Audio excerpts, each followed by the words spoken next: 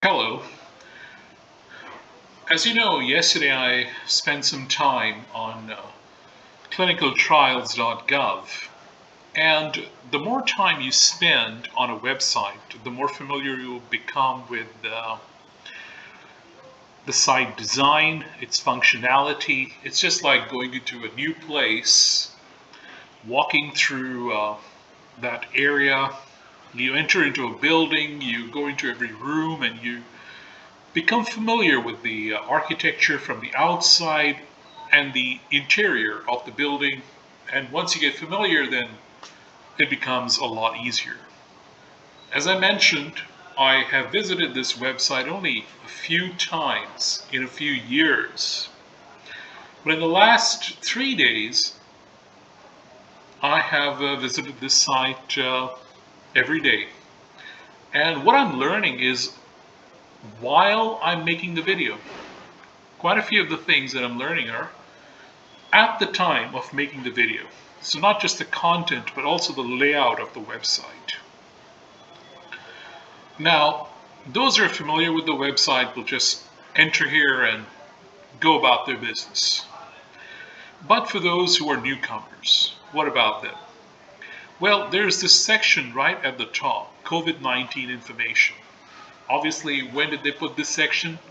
In 2019, and would have been in 2020. Since then, it's been there. So this information, the links that are here, public health information, CDC, research information, NIH, SARS-CoV-2 data, NCBI, prevention and treatment information, HHS, and then you can go through the site in Espanol if you want to. So it takes a lot of work to meticulously have a new language translate everything accurately. It's not like Google Translate, although that could be very good as well. But to have such information even in one other language is a big Herculean task, because there's so much information and it requires accuracy. So why don't I go ahead and open these links, and it will be part of the demonstration. So I'm going to open public health information, CDC. This is the CDC website. And they try to make it more appealing. Why don't I mention something here? It's something that might sound trivial to a medical professional, but you would be surprised by how many MDs on Twitter make this mistake.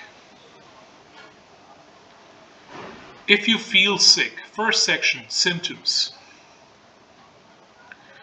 What if I told you that a lot of MDs think that the symptoms of COVID-19 are its syndrome? They think COVID-19 is just its symptoms. What that shows me is that these doctors don't know the meaning of the word symptoms. So I'm getting distracted, but that's what happens when you do research. You go into directions that you had not anticipated or had not planned to. But let's open this, check your symptoms. And this is the point of argument. Watch for symptoms. People with COVID-19 have had a wide range of symptoms reported, ranging from mild symptoms to severe illness. Symptoms may appear 2 to 14 days after exposure to the virus. Anyone can have mild to severe symptoms. People with these symptoms may have COVID-19. Now, symptoms also differ in severity. But this is not the syndrome, this is not the illness, these are the symptoms. And what are they? Very ordinary looking.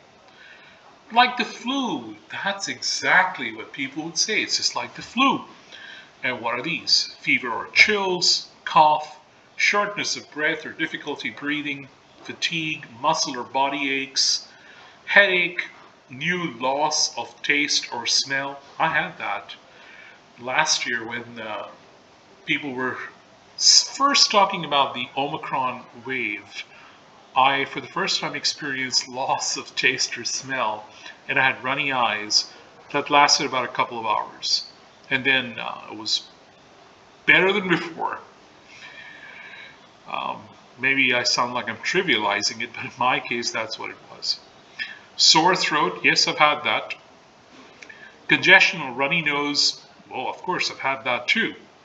Nausea or vomiting, nope, haven't had that. Diarrhea, thankfully, no. So, sorry to include my details in that, but I haven't had fever or chills. Cough, yes. Shortness of breath or difficulty breathing, nope. Fatigue, circumstantial. Once I added selenium among the supplements that I'm taking, absolutely no fatigue. Muscle or body aches, yes. Muscle or body aches happened in 2020 when there was first mention of COVID-19. But actually, I was one of those people who equated the syndrome with the symptoms. I thought, well, what's so serious about this? That's all that it does? So why bother? There are all these masking and lockdowns over this? Yes, that was my understanding. Even much later, I would confess. Because I never heard about the effects of the syndrome. What if it affects the internal organs? Then I heard about more pronounced effects of the virus, and that happened only when I investigated more about the effects of the virus. What if it affects the lungs or the heart? So the syndrome is different. It depends on the person. Could be their genetics, blood group. Blood group, I think it's A, which is more susceptible to the virus, the coronavirus, SARS-CoV-2, as compared to other blood groups. So this was a finding that came out in 2020. It's been known now for almost, now it's 2022, so this came out, I don't know when in 2020, but this was found out, that a certain blood group is more susceptible to SARS-CoV-2. But you don't hear that in a lot of the discussion. So this is the public health information, so they would deliberately keep it as simple as possible. Research information, NIH. COVID-19.nih.gov. And let's see. Explore funding, information on NIH-funded research on COVID-19 and SARS-CoV-2. Select a state.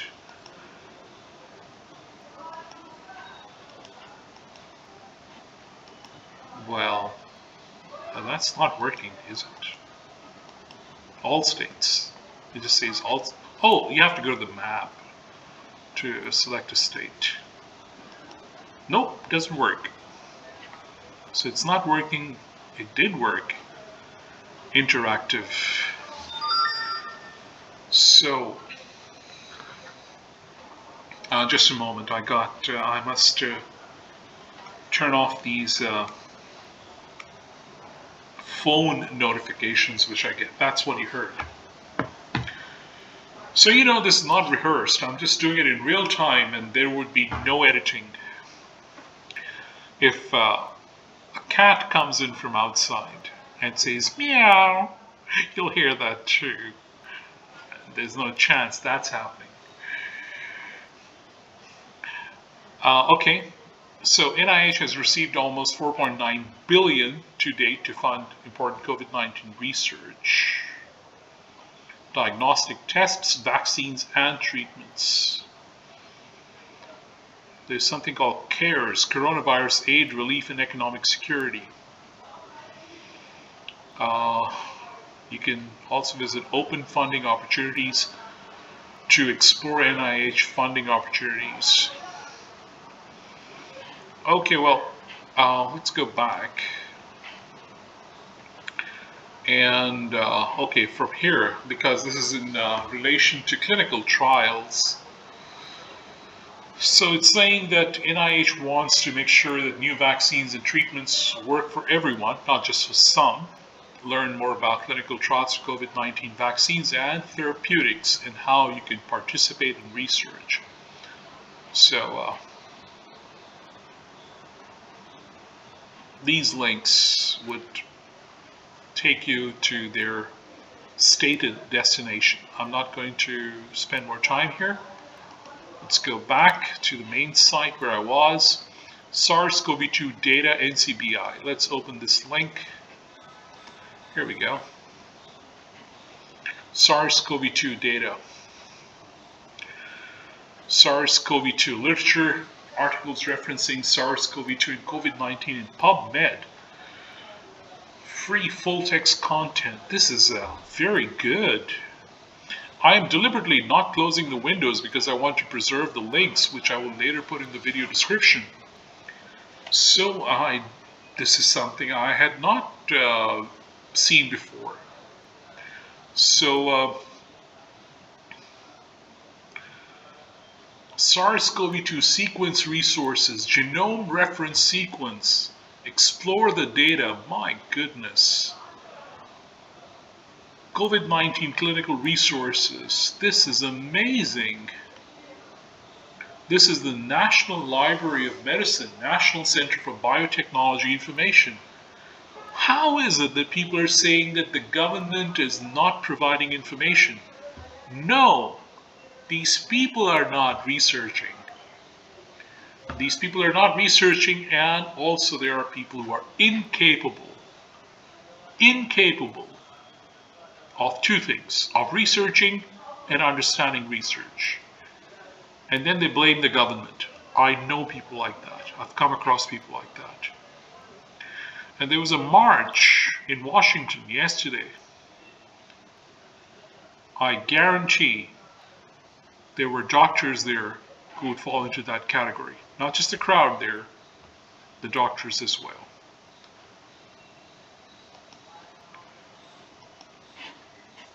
So I don't listen to those people anymore. Despite the fact one of my admired doctors, Dr. Peter McCullough, is among them. He's one man I would still hold in respect because of all his history, his credentials, and all he has done. But I respect that man, and I continue to. Although I don't, well, I would take some information from him for COVID-19, except for his statements on vaccines, which are unduly influenced by a fraud, Robert Malone. That man is in no position to talk about mRNA vaccines or the mRNA vaccine technology or mRNA as where the therapeutics are, anything in that field that he worked on some, 40 years ago. Since then, this man has not contributed anything that I know of. There are hundreds of other scientists who have been working on it, thousands perhaps, and the field has grown and transformed since the early days when he was a student. So, well, never mind. This is not a distraction worth having. Let's go to Prevention and Treatment Information, HHS. Open link in a new tab. What does this tell us? Combat COVID. Join the fight. Find information about COVID-19 clinical trials that are studying better ways to treat the disease. Possible treatment options. Explore treatment clinical trials. So,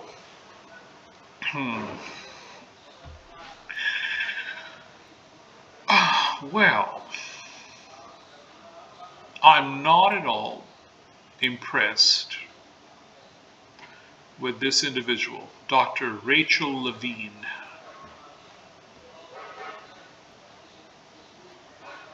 I'll tell you, there are people who are going to just bypass this website looking at this person here.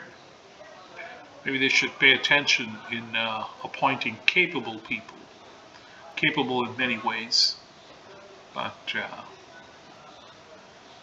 I'll just bypass that video and I'll go through into the resources if I need to investigate something. There are people who are very superficial in their judgment. Well, I can be superficial as well, unless I take a deeper and closer look. If they had a pretty doctor there, a beautiful woman with beautiful eyes, I might be more keen to listen to what she has to say. That's just an honest confession. And what she says would then, of course, make a difference. But then, when I do the research, it's not going to matter who's the one introducing. So you're getting to learn a little bit about me as well.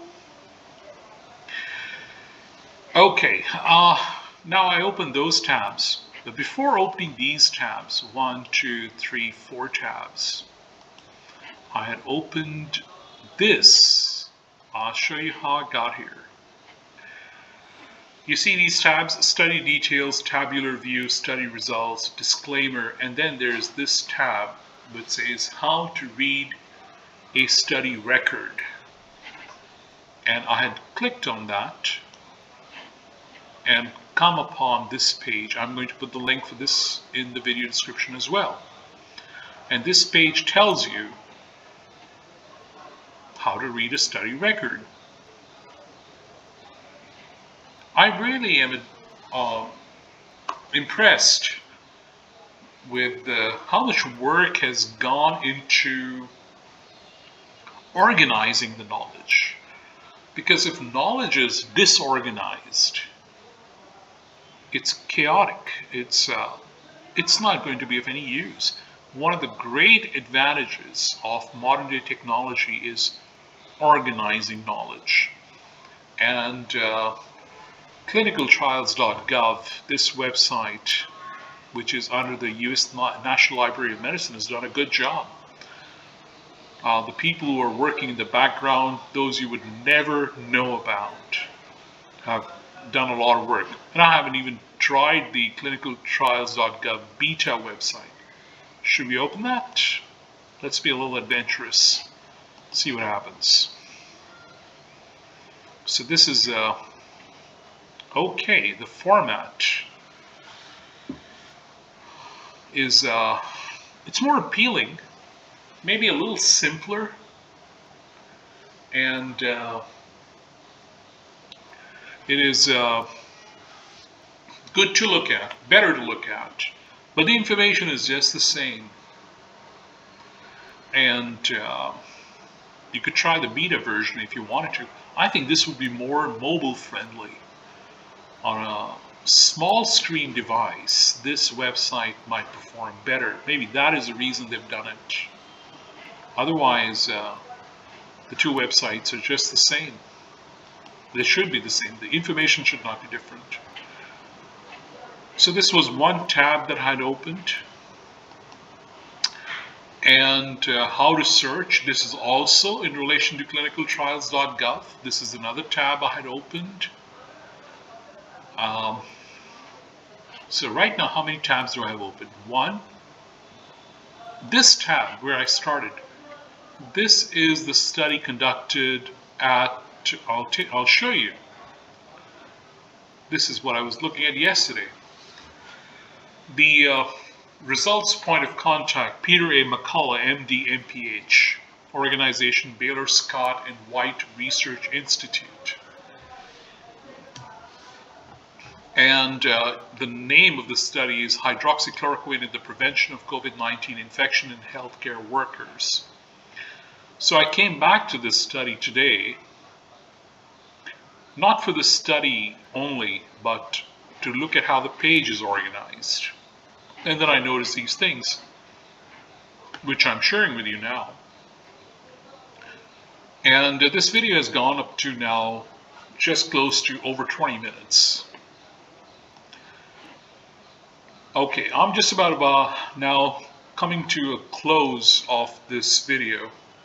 So aside from the original website where I was, which is the Clinicaltrialsgov, I came to a website which is more people-friendly, more public-friendly, and that is the FDA.gov website. Again, this brings to mind something. Those doctors, or those of the doctors who are standing on a platform in front of thousands of people in Washington and speaking about not trusting the FDA, not trusting the CDC, I think they are as ignorant as can be. A doctor who habitually goes through these websites, which are maintained by and offered from the institution, such a doctor would not even make a statement like that. A doctor who has gone through gigabytes of information from FDA will not make a statement like this. Because in his mind, the FDA is huge. And it's not just the American government. The FDA works at an international level, and this information is accessed by people around the world. And just let's take clinical trials, for instance. Clinical trials are not happening in one little city, one little hospital, one state. They're happening around the world. And how many people and how many studies are influenced by them? To answer that question, these are the important links on this page. So I'll just leave the link for this page, and then these links are on this webpage, clinicaltrials.gov, FDA's Office of Critical Path Programs, FDA's Office of Minority Health and Health Equity, FDA's Office of Orphan Products Development. And what is this about? Assists and encourages the identification, development, and availability of safe and effective products for people with rare diseases and disorders. So just if you look at this line, rare diseases and disorders, and these days, for the past 2 years, there's been talk about vaccines. Does the FDA not know that there are people with rare diseases and disorders? Of course they know that.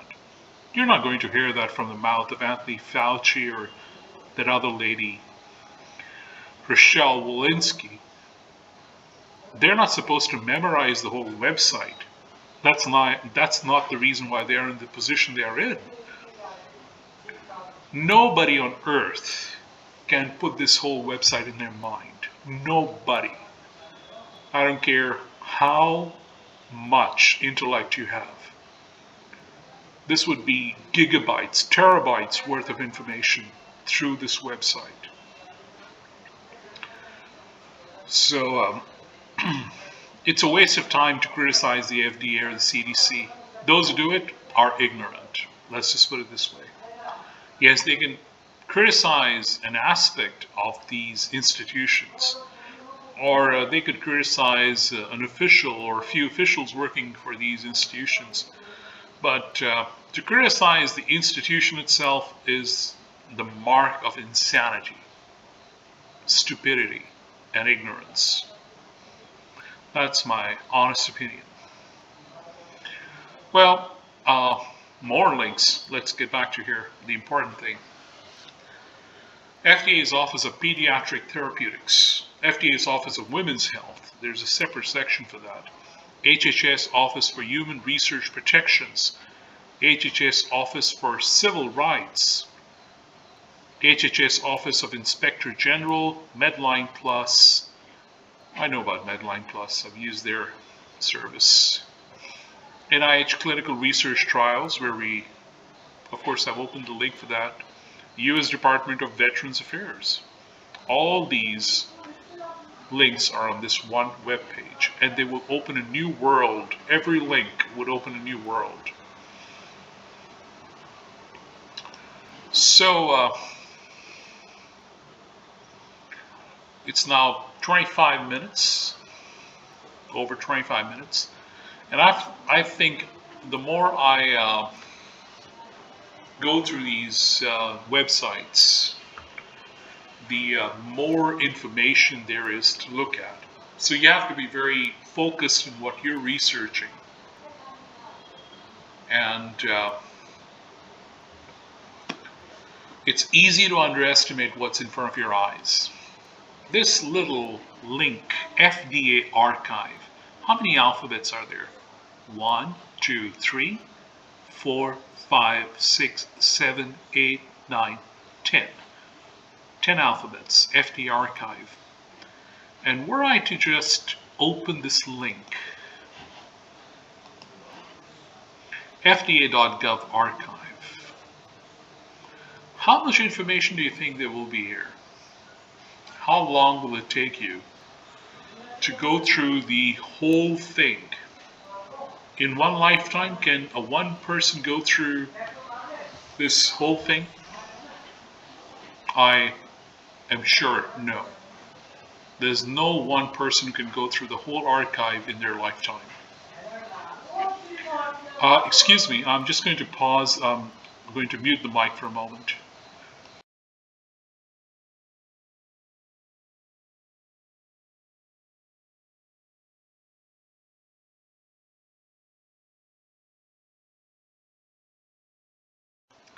Yes, there was some disturbance from the outside.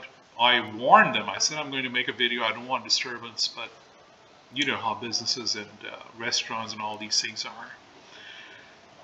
It's impossible to control human beings and what they do. But you can warn them, and I did. Anyhow, I'm now coming close to 30 minutes. I don't want to make this video any longer. The more I investigate, the more I would find. But I want to encourage you, if I can find all this in 30 minutes and put this in a video, this is to encourage you, this is to inform you to do your own research. You have to be the kind of person who wants to do research. And when you do, you'll be armed with real knowledge and real evidence. And when you have that evidence, you can make decisions. And you can inform others, rather than just sit down and complain on some platform. So that's all I wanted to share with you, and I'll put this in a video, upload it to YouTube, and I'll put all the links there. Thank you for your time, and enjoy your day. Goodbye.